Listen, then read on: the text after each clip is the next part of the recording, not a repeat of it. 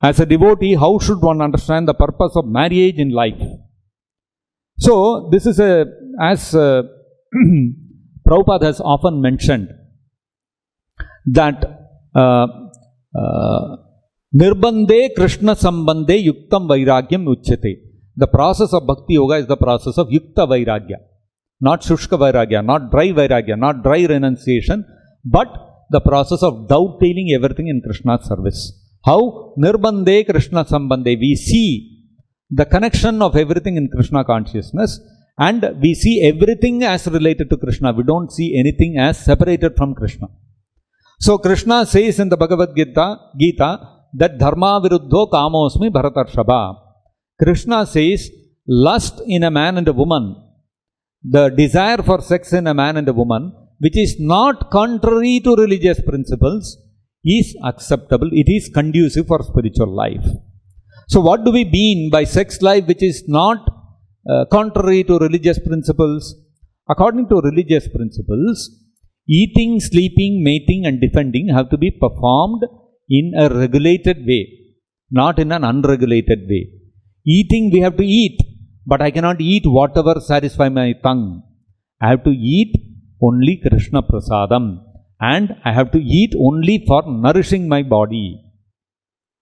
I cannot eat voraciously, fill my stomach till my neck 3 times a day, 4 times a day, and whatever I get in my hand I keep eating. Even if it is Krishna Prasadam, you cannot do that. Because if you do that, ultimately you are violating the principles of religion. What will happen? You will eventually fall down from your spiritual path.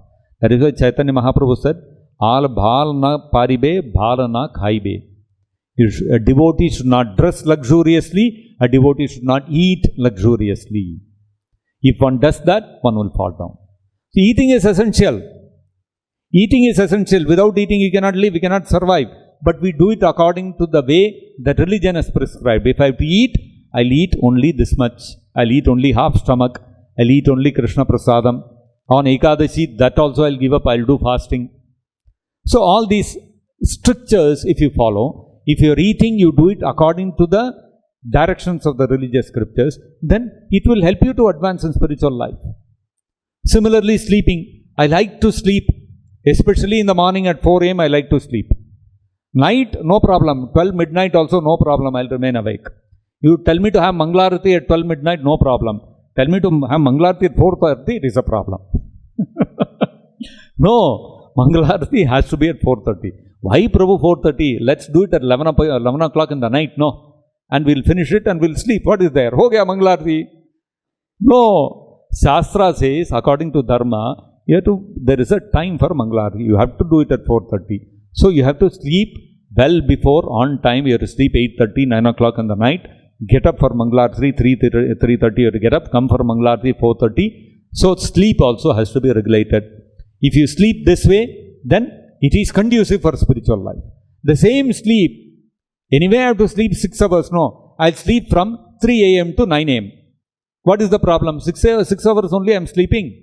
But if you do sleep during Mangalarati, then what happens? You will fall down from spiritual life. So sleeping also, you have to sleep according to the way the religious scriptures are recommending. Sleep in the night. Get up for Mangalarati. Come during Brahma Muhurta time. Practice spiritual life. Don't sleep during that time. So sleep also has to be regulated. Similarly, when it comes to our sex life also, the religious scriptures state that sex life should be only for the purpose of creating progeny, to give birth to children whom you can make Krishna conscious. Otherwise, one should not indulge in sex life simply because for the happiness that you get out of that. Simply for the happiness I get out of eating, I go on eating anything and everything, it will lead to diseases, you will fall down. Ar bhal na khaibe, bhal na paribe. I like to sleep, so I sleep whenever I want. I don't come for Mangalarati, I don't come for my sadhana. What will happen? You will fall down. Similarly, I'll have sex life because I like to have sex life. What will happen? You will fall down. On the other hand, you eat according to scriptures. I eat only Krishna Prasadam and in a restricted way. That one Ekadashi I cannot eat. I follow those principles and I eat. I will progress in spiritual life. Similarly, sleeping, there is a time for sleeping and I sleep sufficiently so that during chanting, during Bhagavatam class, I don't sleep. that will help you advance in your spiritual life. Similarly, if sex life is there used for giving birth to children who are Krishna conscious, then that will elevate you spiritually.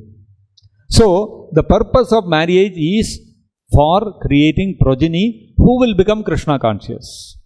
If we have confidence in that, and that's the service which we are intending to engage in, and if it is ordered by my spiritual master and the authorities, then we can take up that service.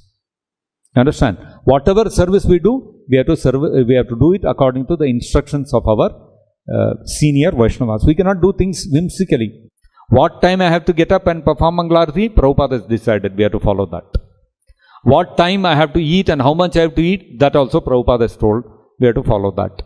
Similarly, whether I should get married or not, that you have to take guidance of the Vaishnavas, and then we have to do it.